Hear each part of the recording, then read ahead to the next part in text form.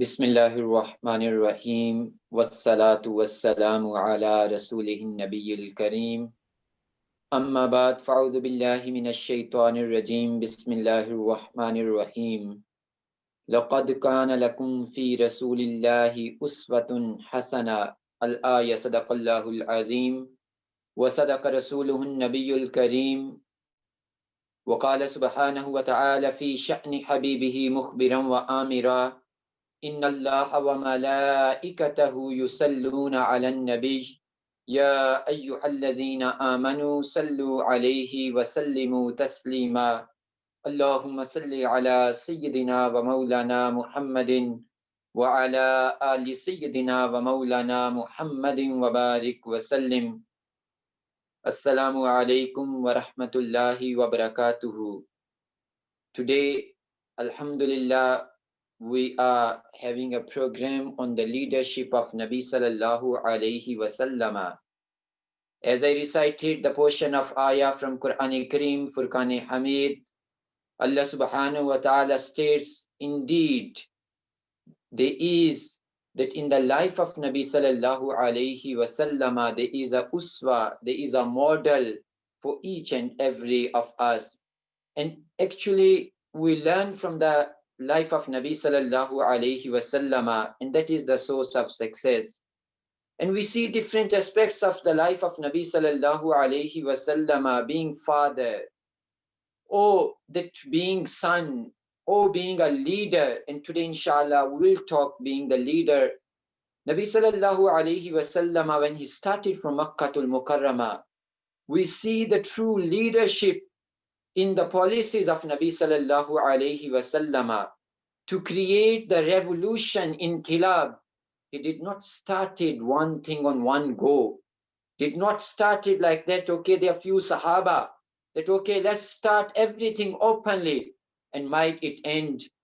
the same time. But Nabi sallallahu alayhi wasallam did everything gradually. In the beginning, that we see that Nabi sallallahu alayhi wasallam's preaching is secretly, and then finally a time came when Nabi sallallahu alayhi wasallam started to preach openly. And we see that moving of Nabi sallallahu alayhi wasallam, migrating from Makkah to Medina and establishing the state. And there are many parts of the life of Nabi sallallahu alayhi wasallam in regards the leadership. And alhamdulillah, it is our fortunately today to speak on this topic. We got esteemed guest, Janab Mufti Azam, South Africa, Janab Hazrat Alama Mufti Muhammad Akbar Hazarvi Sahib. He is the Khalifa of Sayyidi wa Murshidi Abul Khair Sheikh al Hadith Pir Sayyid Hasinuddin Shah Sahib. And Mufti Azam, South Africa, Mufti Sahib is the principal of Darul Ulum Pretoria. Alhamdulillah, hundreds ulama, huffaz are prepared from this Darul Ulum Pretoria. And Mufti Sahib, alhamdulillah, did great work in Africa, not only in South Africa, rather I will say throughout the world, because the graduates of Darul Ulum Pretoria, when they go to West Indies, America, Asia, or Europe, or even in Africa, alhamdulillah, they are serving Deen, and that is because of Mufti Azam, Mufti Muhammad Akbar Hazarvi, Muddazillahul Ali. We are very fortunate to have you, Mufti Sahib. Assalamu alaikum wa rahmatullahi wa barakatuhu. Wa alaikum assalam wa rahmatullahi wa barakatuhu. Maghfirah. Jazakallah Mufti Sahib. Today you gave us time and you are with us, inshallah. As I did a little bit introduction in regards of our topic, that our topic is the leadership of our Nabi sallallahu alayhi wasallam. So inshallah Mufti Sahib, that there are many aspects of that leadership, many aspects of the life, in the life of Nabi sallallahu alayhi wasallam of leadership, and especially that establishing a Muslim state in Madinatul Munawwara. And Mufti Sahib, maybe you want to highlight some aspects of the leadership of Nabi sallallahu alayhi wasallam. بسم اللہ الرحمن الرحیم والصلاة والسلام علی رسولہ الکریم وعلی آلہ وصحبہ وامتہ اجمعین الی یوم الدین. After praising Allah subhanahu wa ta'ala and sending salatu salam on His beloved and our beloved Nabi Sayyidina Muhammadur Rasulullah sallallahu alayhi wa sallam, I would like to congratulate the viewers and listeners, especially on this blessed occasion, beginning of the New Year's. Today is the first Muharram. First Muharram, may Allah subhanahu wa ta'ala accept our dua for this new Islamic year and bless the entire ummah with success, inshallah. Ameen thumma ameen. There are few words used concerning this matter. The one like Hazrat Allama Maulana Mufti Muhammad Hussain Suleri Sahab, you mentioned about the Amir and Qaid and Qayada and Amara of the Holy Prophet Sallallahu Alaihi Wasallam. And there are some other words used like manager, mudir and boss in our common talk. But there is a difference between the Qayada and Qaid and Amir, and between the mudir, manager or boss. مدیر جو ادارہ چلاتا ہے، manager جو اپنے متعلقہ ادارے میں management کا رسپانسبل ہوتا ہے، اور باس بھی ایک لفظ استعمال ہوتا ہے جو ایک ہیڈ ہوتا ہے. یہ جو لفظ امیر ہے یا قائد ہے، یہ قیادت اور امارت کا لفظ یہ بڑا ذرا وسیع ہے. Circle of this word is very very wide. While the manager or boss is area of that is limited. جیسے میں نے کہا کہ وہ ایک ادارے یا ایک دفتر یا ایک کمپنی کے ذمہ دار ہوتے ہیں،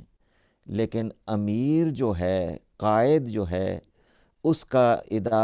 دائرہ کار بہت ہی وسیع ہے. اب اگر ہم ان ہی دونوں چیزوں پر گفتگو کرتے ہوئے زیادہ وسعت میں جائیں تو ٹائم ہمیں اجازت نہیں دیتا. اختصار کے ساتھ عام فہم الفاظ میں ہم یہ سمجھ سکتے ہیں فرق درمیان دا باس، مینیجر یا قائد اور امیر کے. باس سیز آئی، یعنی وہ ہمیشہ کہتا ہے میں، یہ میری اتھارٹی ہے، آپ نے کام کرنا ہے، اس کا کام لینا ہوتا ہے لوگوں سے. لیڈر سیز وی، لیڈر اپنے آپ کو اپنے ساتھ اپنے فالورز کو لے کے چلتا ہے. لیڈر کنسیڈر آئیڈیاز، یعنی جو قائد ہوتا ہے وہ منصوبہ جات کا تعین، تقرر اور لوگوں کو اس کی طرف رہنمائی کرتا ہے، جب کہ باس اونلی آرڈر دیتا ہے اور لوگوں سے کام لیتا ہے جو اس کے ماتحت ہوتے ہیں. Boss uses the people, it means یہ لوگوں سے کام لیتا ہے، لوگوں کو استعمال کرتا ہے اس کام کے لیے جو مقصود ہوتا ہے. جبکہ قائد جو ہوتا ہے عوام کو تیار کرتا ہے، MashaAllah. Leader groom the people and lift them up and improve them. یعنی لوگوں کو اوپر اٹھاتا ہے اور ان میں بہتری لاتا ہے. قائد اور لیڈر جو ہے اس کی صفات اسلام کی روشنی میں، بلکہ عام ہم کہہ سکتے ہیں کامن سینس میں بھی یہ ایک بات واضح ہے کہ یہ چیزیں یہ کوالٹیز لیڈرشپ میں ہونی چاہیے. انہا کا صفات کثیرہ من صفات الاساسیہ للقیادہ الاسلامیہ، قیادہ اسلامیہ کے لیے یعنی لیڈرشپ کے لیے کچھ کوالٹیز ہیں، اور کچھ بنیادی کوالٹیز، سب پر تو گفتگو نہیں ہو سکے گی، ان میں سے کچھ کی نشاندہی کی جاتی ہے. ان میں سے ایک کوالٹی ہے علم، نالج. اور نالج کے کئی سٹیجز ہوتے ہیں، جیسے اللہ نے فرمایا فوقا کل ذی علم علیم. نالج یہاں ہم کہہ سکتے ہیں قد یکون علم عادی، آرڈنری نالج، وقد یکون علم حق الیقین، and قد یکون علم عین الیقین. They are different stages of the knowledge, but I can say according to the leadership, according to the requirement of the need, اس کا لیڈرشپ کے پاس علم اور نالج ہونا چاہیے. اور حلم، بردباری، برداشت اور صبر، پیشنس، ہم کہہ سکتے ہیں تقوی جو ہے ان سب چیزوں کا جامع ہوتا ہے. تقوی ایک بنیادی کوالٹی ہے لیڈرشپ کے لیے. تقوی کیا ہے؟ الذی یصل الانسان بہی الی درجۃ الصبر والاستقامہ امام عواصف الشہوات و نزول المصائب و اشتداد المکارہ. یعنی تقوی ہی وہ ایسی کوالٹی ہے جو انسان کو صبر کے اعلیٰ درجے تک پہنچاتا ہے اور استقامت پیدا کرتا ہے. اور یہ جو سٹورمز آف ڈیزائرز ہیں ان کے لیے ڈیفنس کا سبب بنتا ہے، اور مصائب، پریشانیاں، مشکلات جو آتی ہیں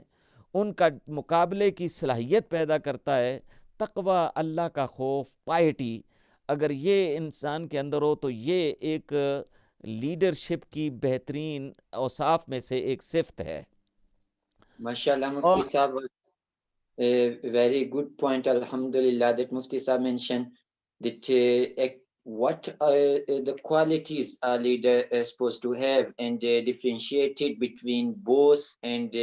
or manager and leader. And Alhamdulillah, Mufti Sahab did mention that always leader that give a vision and prepare people, and he do not use the people, rather he prepare the people and give them a vision and give them ideas. And from the qualities of a leader, that must he have knowledge, must he have that taqwa, piety, and other many qualities. MashaAllah, Mufti Sahab, very good to hear you. That is a very good point, Alhamdulillah, that and it is a lesson for us to understand that to follow the sunnah of Nabi sallallahu alayhi wasallam, that our leaders, our qaideen also should adopt the same, that must have the piety, vision, knowledge, and all those things. Jazakallah, Mufti Sahab, and inshallah that from the life of Nabi sallallahu alayhi wasallam, Mufti Sahab, especially we see in Madinatul Munawwara that when he established Islamic State, some examples from the life of Nabi sallallahu alayhi wasallam being a leader. الحمدللہ انشاءاللہ ہم یہ سعادت حاصل کریں گے کہ ان کا ذکر خیر کیا جائے. اشارہ کرتے ہوئے لیڈرشپ کی کوالٹیز دو تین اختصار کے ساتھ بیان کر کے پھر نبی کریم صلی اللہ علیہ وسلم کی ذات گرامی کی بارگاہ میں حاضر ہوتے ہیں مزید برکات حاصل کرنے کے لیے، یہ ایک واضح بات ہے کہ یہ جتنی بھی کوالٹیز ہیں وہ نبی کریم صلی اللہ علیہ وسلم ہی کی بارگاہ سے ہمیں میسر آئیں۔ بے شک تقوی کا ذکر ہوا تھا، اسی طرح شجاعت کا ذکر، بہادری اور دلیری، بریوری اور ڈسیشن میکنگ پاور جو ہے وہ لیڈر کے اندر ہونا چاہیے، اور لیڈر متواضع ہو، عاجزی کرنے والا ہو، انکساری کے ساتھ لوگوں کو ساتھ لے کے چلنے والا ہو۔ التفکیر الصائب، رائٹ تھوٹ جو ہے that is also is very very important, کہ کریٹو تھنگز جو ابداع اور تعمیری چیزوں کا جو عمل میں لانا ہوتا ہے وہ اس کے اندر صلاحیت ہو تفکیر صائب کی، اور اسی طرح نافذ اوامر اور جو عملی طور پہ لوگوں پر اثر انداز ہونا ہے، یہ چیزیں اس کے اندر ریکوائرمنٹ ہیں لیڈرشپ کی۔ اور لیڈرشپ کے اندر یہ ہوتا ہے کہ وہ اپنے آپ کو دوسروں کے ساتھ لے کے چلتا ہے اور دوسروں کو اپنے ساتھ لے کے چلتا ہے، تکبر غرور کا شائبہ نہیں ہوتا تاکہ لوگ اس سے دور نہ بھاگیں، اور اس کے اندر یہ صلاحیت ہوتی ہے کہ وہ لوگوں پر مؤثر ہو، اور جو ان کے فالورز ہیں ان پر ایسے انداز سے اثر انداز ہو کہ اس کی بات وہ سنیں، سمجھیں اور اس پر عمل کرنا اپنا فریضہ اول سمجھیں، بلکہ آپس میں کمپٹیشن ہو کہ جو آرڈر آیا ہے، جو رہنمائی آئی ہے قائد کی طرف سے، ایک دوسرے سے بڑھ کے اس کو نافذ کرنے کی وہ کوشش کریں، اور ان کے اندر یہ صلاحیتیں پیدا کرتا ہے۔ اور بھی بہت ساری کوالٹیز ہیں لیڈرشپ کی، لیکن ہم اپنے مقصود کی طرف آتے ہیں۔ جیسے آپ نے اشارہ کیا کہ نبی کریم صلی اللہ علیہ وسلم ہی کی بارگاہ سے ہمیں ملتی ہیں، اور حضور علیہ الصلاۃ والسلام نے جو مدینہ طیبہ جب ہجرت مکہ مکرمہ سے مدینہ طیبہ فرمائی تو وہاں جو قیادت کی اوصاف تھیں ان کا عملاً اظہار بطریق احسن ہوا، اور جس کے نتیجہ خیز اثرات عمل میں آئے۔ اس سلسلے میں ایک حدیث جو صحاح ستہ کی اکثر کتابوں میں آتی ہے، حضرت ابو ہریرہ رضی اللہ تعالیٰ عنہ اس کے راوی ہیں، فرماتے ہیں قالت الانصار للنبی صلی اللہ علیہ وسلم اقسم بیننا و بین اخواننا النخیل، قال علیہ السلام لا، فقالوا الى آخر الحدیث او کما قال علیہ السلام۔ جب مکہ مکرمہ سے نبی کریم علیہ السلام تشریف لائے مدینہ طیبہ، اور صحابہ کرام جن پر مکہ کی زمین دشمنوں اور کافروں نے تنگ کر دی تھی، ان کا وہاں رہنا محال ہو گیا تھا، تو اسلام کی خاطر انہوں نے بھی ہجرت کی اور مدینہ طیبہ تشریف لے آئے۔ جب وہ مدینہ آئے تو ظاہر ہے کہ وہاں مکہ مکرمہ میں ان کے مکانات تھے،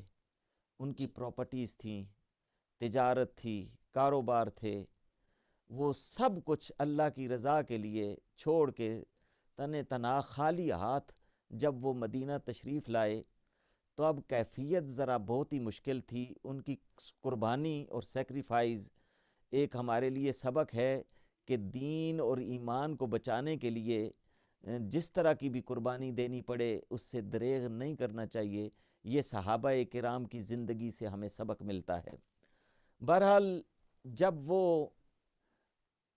مدینہ منورہ تشریف لے آئے، سب کچھ پیچھے رہ گیا، تو اب ان کو وہاں معاش کے لیے بیسک نیسیسٹی جو لائف ہوتی ہیں ان کے لیے ضرورت تھی۔ تو نبی کریم علیہ السلام کی قائدانہ صلاحیت نے جس انداز میں حکمت کے ساتھ وہ عمل میں لائی اس کا ذکر خیر اور پھر اس سے ہمیں بھی اور قیامت تک آنے والوں کے لیے بھی ایک سبق ہے۔ اس کا حدیث شریف میں یوں ذکر ہے کہ جب انصار نے یہ دیکھا، انصار مدینہ طیبہ کے جو لوکل مسلمان تھے اور مہاجرین جو مکہ سے ہجرت کر کے مدینہ طیبہ آئے تھے ان کو مہاجرین کہا جاتا ہے، اور جو لوکل صحابہ کرام تھے مدینہ طیبہ کے ان کو انصار کہا جاتا ہے۔ انہوں نے آنے والے اپنے مہاجرین بھائیوں کی مدد اور خدمت کے لیے جو سیکریفائز اور قربانی پیش کی اس میں کوئی کسر نہیں چھوڑی، اسی لیے ان کو انصار کا کہا جاتا ہے۔ انصار نصرت سے ہے، یعنی مدد کرنے والے۔ جی تو انصار نے جب یہ کیفیت دیکھی تو اس روایت کے مطابق وہ نبی کریم صلی اللہ علیہ وسلم کی بارگاہ اقدس میں حاضر ہو کے اپنی طرف سے انہوں نے پیشکش کی، کہنے لگے یا رسول اللہ صلی اللہ علیہ وسلم، یہ ہمارے بھائی مہاجرین اسلام کی خاطر، آپ پر نثار ہونے کی خاطر سب کچھ مکہ میں چھوڑ آئے ہیں اور خالی ہاتھ یہاں ان کے پاس کچھ نہیں، تو ہمارے ایمان کا یہ تقاضا ہے، ہمارے جذبات اس کے متقاضی ہیں کہ اقسم بیننا و بین اخواننا النخیل، یا رسول سبحان اللہ ہم مقامی ہیں یہاں اور ہماری جائیداد ہے، کاروبار ہے، تجارت ہے اور زیادہ باغات اور زمینیں ہیں، تو ہم آپ کی بارگاہ میں اس لیے حاضر ہوئے ہیں کہ آپ مہربانی فرمائیں، ہمیں یہ موقع دیں خدمت کا، ہمارے جو باغات ہیں یہ ہم میں تقسیم فرما دیں، یعنی جو اگر میرا جو باغ ہے وہ آدھا میرے لیے ہو اور آدھا میرا بھائی جو مہاجر مکہ مکرمہ سے ہجرت کر کے آیا ہے وہ میرے ساتھ شامل ہو جائے، تو ہم مل کے اس طرح زندگی بطریق احسن بسر کریں گے اور ہمیں یہ سعادت ملے گی کہ آنے والے مہاجرین کی ہم اس طرح خدمت کر سکیں گے۔ ماشاءاللہ۔ نبی کریم صلی اللہ علیہ وسلم نے اپنی حکمت اور قائدانہ کامل صلاحیت کی بنا پر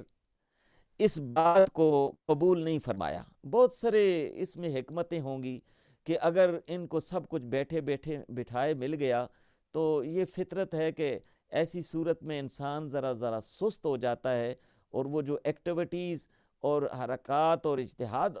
جہد ہوتی ہے، محنت ہوتی ہے، وہ ذرا کمی کی طرف آتی ہے۔ اور بھی کئی حکمتیں ہوں گی۔ نبی کریم علیہ السلام نے ان انصار کی یہ جو ریکویسٹ تھی اس کو قبول نہیں فرمایا، بلکہ حضور انور صلی اللہ علیہ وسلم نے فیصلہ فرمایا کہ تمہارے پاس باغات ہیں، زمینیں ہیں، جگہ ہے، تو یہ جو آنے والے ہیں یہ سب کچھ پیچھے چھوڑ کے آگے، ان کے پاس یہاں کچھ نہیں ہے، تو ایسا کرتے ہیں کہ باغات آپ کے ہوں گے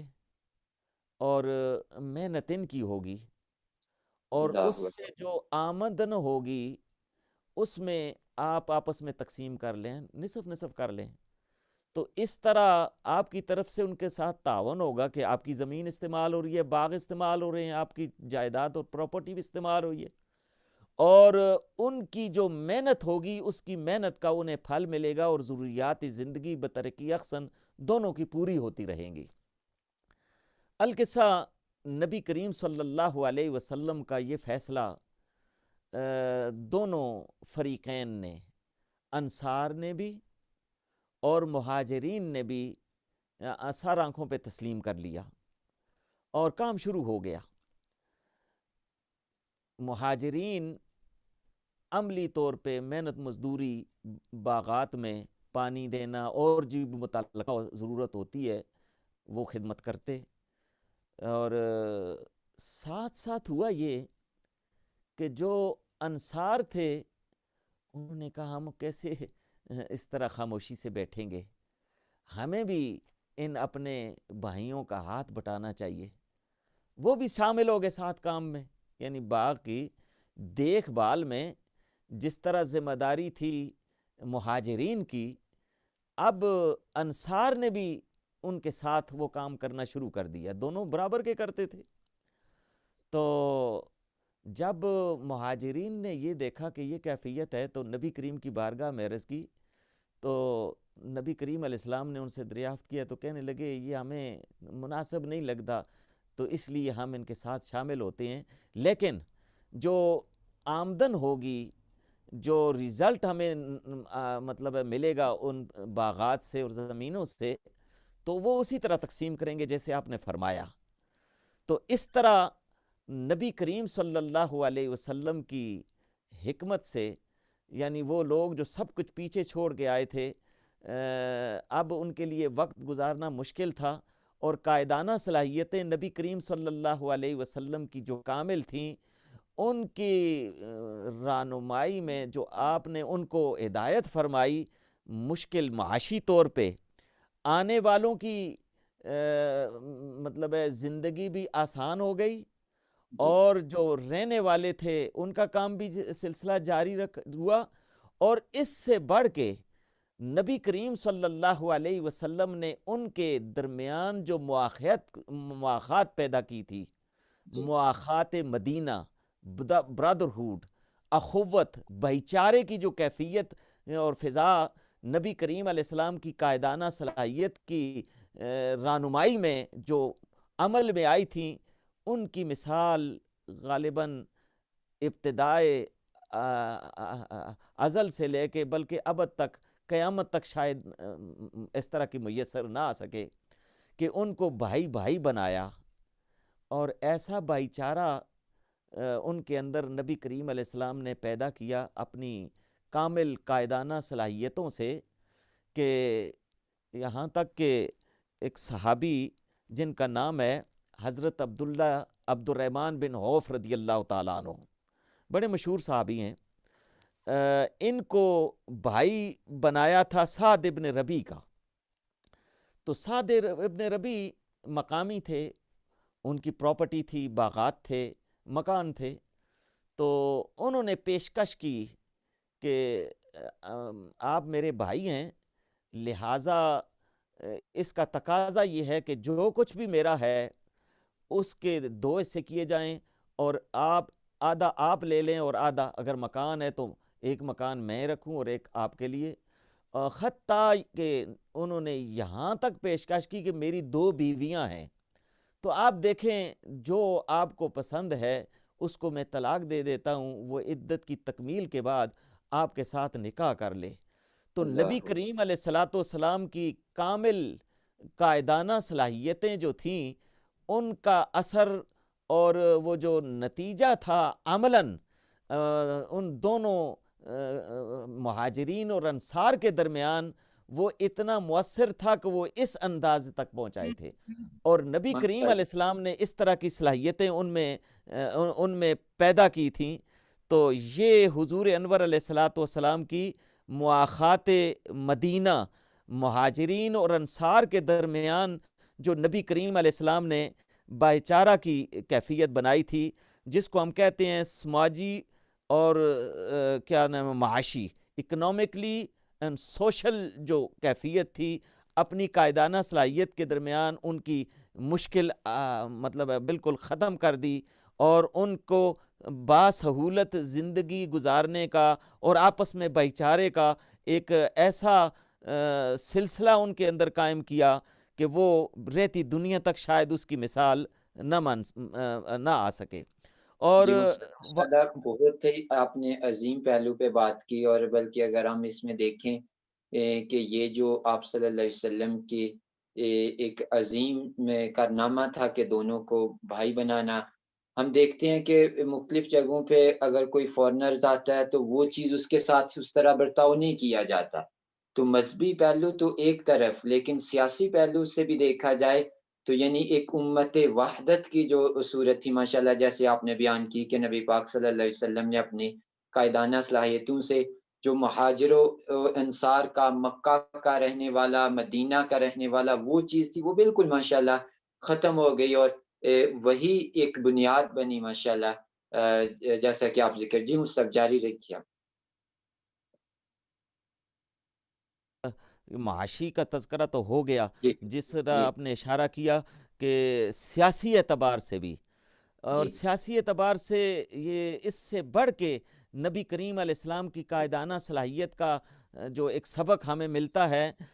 وہ بھی بے مثل ہے۔ ہجرت کے بعد جب مدینہ طیبہ نبی کریم صلی اللہ علیہ وسلم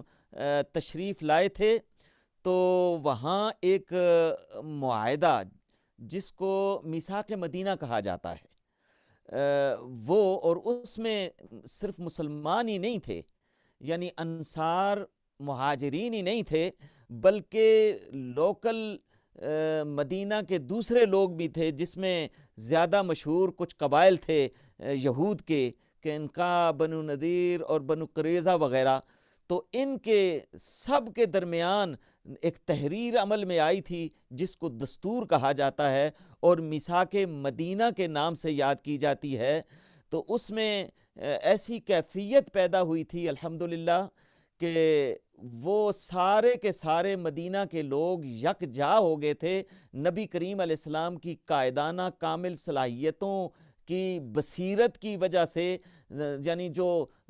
غیر مذہب تھے، یہود تھے، نصارہ تھے، اور ادھر مسلمان تھے، سب نے آپس میں ایک اعتبار سے اتفاق کر لیا تھا۔ یقیناً عقائد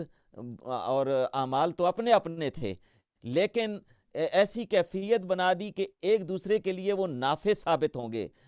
ضار ثابت نہیں ہوں گے، اور ایک دوسرے کے ساتھ باہمی تعاون سے رہیں گے۔ تو نبی کریم علیہ السلام نے میثاق مدینہ کے ذریعے ایک جو دولہ جدیدہ مدینہ میں قائم کی تھی، وہ انشاءاللہ۔ بھی شاید اپنی، یقیناً اپنی مثال کی پہلی وہ حکومت اور ریاست تھی جس کی مثال نہ پہلے کبھی تھی اور نہ ابھی تک ہے۔ ابھی تو ہمارے ملک پاکستان میں بھی وہاں یہ کہا جاتا ہے نا کہ ہم ریاست مدینہ کے طرز اور طریقے پر چلیں گے۔ اللہ کرے یہ کیفیتیں اور یہ صلاحیتیں اصحاب اقتدار میں پیدا ہوں، اور ان آمین کے جتنے بھی معاونین ہیں ان کے اندر بھی، اور پبلک اور عوام بھی اس کا ساتھ دے، اور خلوص کے ساتھ جس طرح دعویٰ کیا ہے اس دعوے کو عملی جامہ پہنانے کی اللہ سب کو صلاحیتیں عطا کرے۔ اگر ایسا ہو تو یہ ایک دنیا میں نیا نمونہ ہوگا۔ اب ہم چونکہ وقت اختتام کو پہنچتا ہے کہ معاشی، معاشرتی، سیاسی، بلکہ ہر قسم کے مسائل کو حل کرنے کے لیے امت مسلمہ کو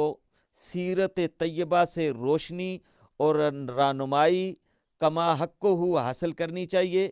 اور نبی کریم صلی اللہ علیہ وسلم کی اطاعت اتباع میں ہی ہمارے لیے نجات اور کامیابی کا راز مضمر ہے۔ اللہ تعالی ہمیں اس پر عمل کی توفیق عطا فرمائے۔ ھذا ما عندی واللہ اعلم بالصواب۔ جزاک اللہ مفتی صاحب، ماشاءاللہ بہت ہی پیاری گفتگو آپ نے فرمائی، اور نبی پاک صلی اللہ علیہ وسلم کی زندگی طیبہ سے آپ نے جو ہے آپ سیاسی، سماجی، معاشرتی اور مذہبی پہلوؤں پر گفتگو فرماتے ہوئے آپ کی قائدانہ صلاحیتوں کو اجاگر کیا۔ اللہ سے دعا ہے کہ اللہ سبحانہ و تعالی نبی پاک صلی اللہ علیہ وسلم کی سنت پہ عمل کرتے ہوئے جو ہے ہمیں کامیابی عطا فرمائے۔ اور میں یہاں ایک اور چیز ذکر کروں گا کہ مفتی صاحب نے ابتدا میں فرمایا کہ ایک قائد میں جو ہے وہ کچھ صلاحیتیں ہونی چاہیے، اور ان صلاحیتوں میں آپ نے تواضع کا ذکر کیا کہ قائد جو ہوتا ہے وہ ہمیشہ متواضع ہوتا ہے، اور نبی پاک صلی اللہ علیہ وسلم کی سنت سے بھی یہی ملتا ہے۔ تو الحمدللہ